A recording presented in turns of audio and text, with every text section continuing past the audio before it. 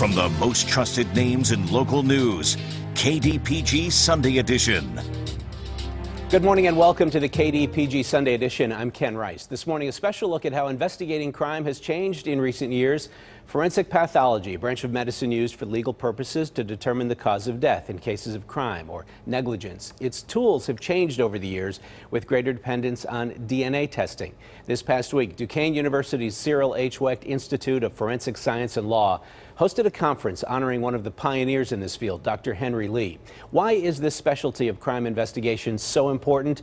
We're pleased to have two guests with a lifetime of work in criminal investigation and legal defense to talk about this with us. Dr. Cyril Wecht is former Allegheny County coroner, the author of a number of books, including A Question of Murder and Tales from the Morgue, just to name a couple. He's been a consultant over the years in many high-profile cases, such as the deaths of JonBenet Ramsey, Sonny Von Bulow, and the trial most recently of Dr. Robert Ferrante, convicted of murdering his wife, Dr. Autumn Klein. Also with us is Dr. Michael Baden, a noted forensic pathologist who is part of the O.J. Simpson legal dream team in what many consider the trial of the century. Dr. Baden is the former chief medical examiner for New York City. David Tribb, an executive editor of the Post-Gazette, joins us for our discussion. Welcome all. Thank you very much for being here. Welcome to Pittsburgh, Dr. Baden. Thank you. Let me ask both of you, as you think back about the O.J. Simpson case, it was 23 years since the murders of Ron Goldman and Nicole Brown Simpson, 22 years since O.J. Simpson was acquitted criminally. If the trial were held today, what would be different in terms of, let's start with the investigative aspect. What would be different about the investigation, Dr. Baden, today? Well, I think as far as the investigative part of it, there'd be much more careful collection of trace evidence at the scene. That was one of the big issues in the first trial, is that there was faulty collection of some of the blood spatters. I think the use of DNA would be much greater today than it was then. Is it forgotten how new that was at the time? Yeah, it's forgotten now often, but that was the case that put DNA on the map. DNA first came in, the very first case in the United States of DNA was 1988, and this was 1994. It had been used a few times. It was known in some circles, but this was the case, given all the publicity and the fact that it was videoed every day to every house around that would accept it, that the public got to know a great deal more about DNA than it had before, and made it the most an important investigative tool, not an autopsy tool, but an investigation tool. Mm-hmm. And what about a jury hearing this type of evidence in such a high-profile case? Today, jurors would be used to hearing this type of evidence, right? Not only from fiction, from nonfiction, but also from fiction. People watch CSI, Dr. Wecht. Well, they would be expecting it, you're right. More and more in significant cases on voir dire, the examination of prospective jurors, people are being asked whether they watch television, what shows do they watch, because the attorneys, one side or the other, want to know. Either they may have something powerful they think to present, or they may not have something, one way or the other, but they want to know. The influence, the impact has been significant. And as Michael has said, that was a big breakthrough in terms of whether it was going to be challenged. Prior to that, from 88 or so into that case, there would always be a kind of a mini trial, a pre-trial first. What is DNA and what is its statistical significance? But in this case, they did not do that because it had come to be accepted, and Barry Scheck, who was one of the members of the Dream Team, did a tremendous job in preparing and handling that. And I just want to emphasize what Michael said in response to your question about the investigation.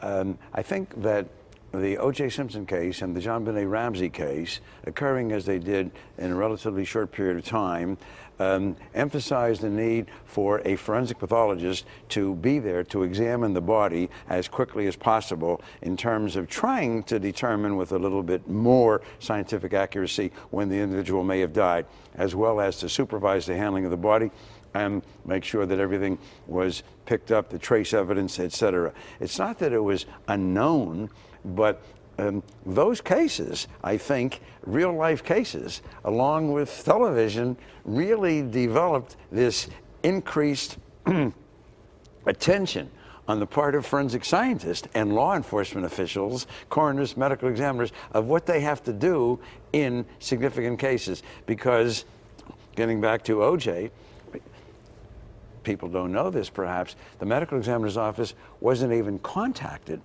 from the time the bodies were found, what, 10:30, 11 o'clock at night, Michael, something like that, until, as I recall, maybe 6 o'clock in the morning. Right, about 8 hours detectives later. deigned to inform the ME office. And they didn't get there till about 8.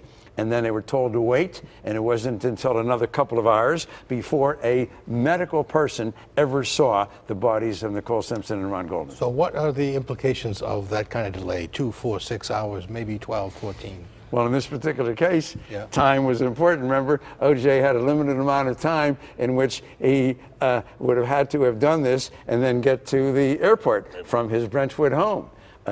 Very, very tight period of time. So it was extremely significant. That was significant in the escape, if it were in fact O.J. Yes. Simpson. But how about in the investigation? What was the significance there? Well, if it hadn't been for the need to tie in O.J. on the part of the prosecution, I guess it would not have made any difference if they were just looking, for the murderer, whether it was 10:30 or 10:45. But was any evidence compromised by that delay? Well, there were a lot of things that were compromised. I'll let Michael address that in terms of blood stains on Nicole's back and other things that were not properly done. It's amazing, really. Yeah. A part of that is, part of the scene investigation is specifically the time of death.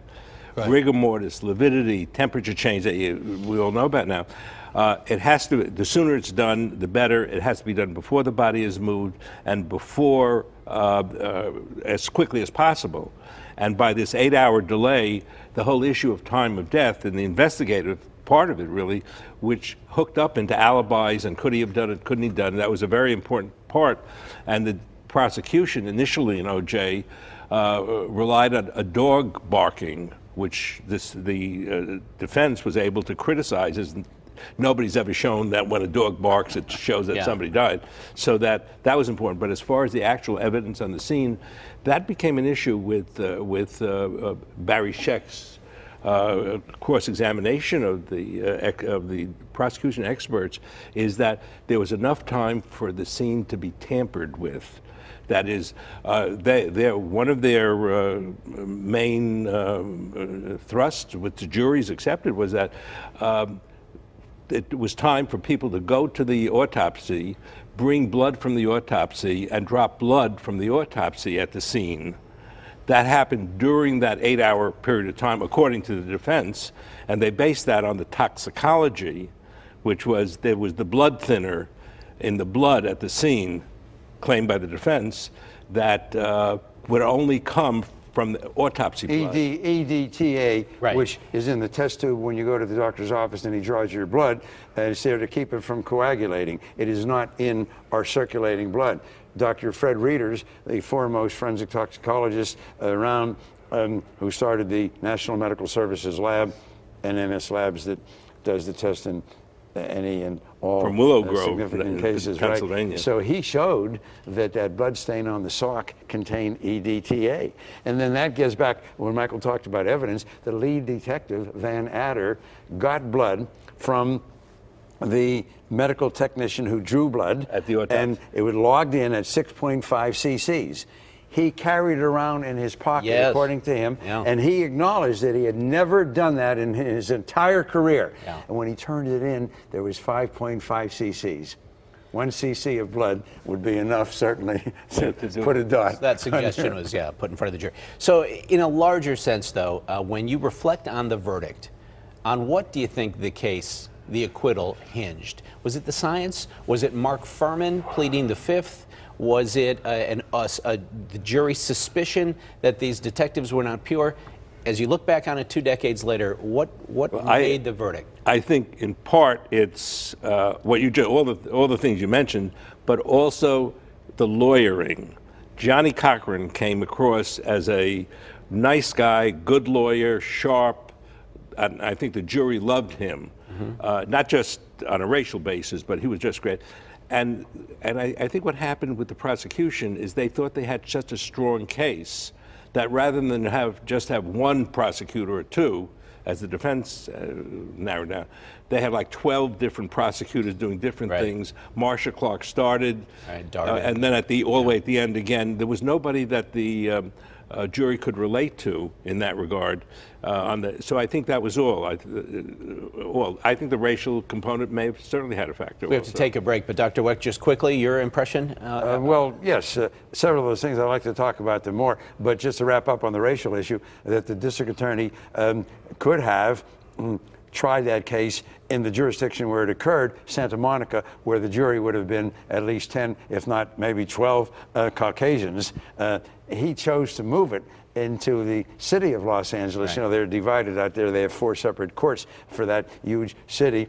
And he wound up then with 9 or 10 African Americans. So that's interesting. We'll talk about that some more if you like. We will take a break. We'll come back with Dr. Cyril Wecht and Dr. Michael Baden here on the KDPG Sunday Edition in just a moment.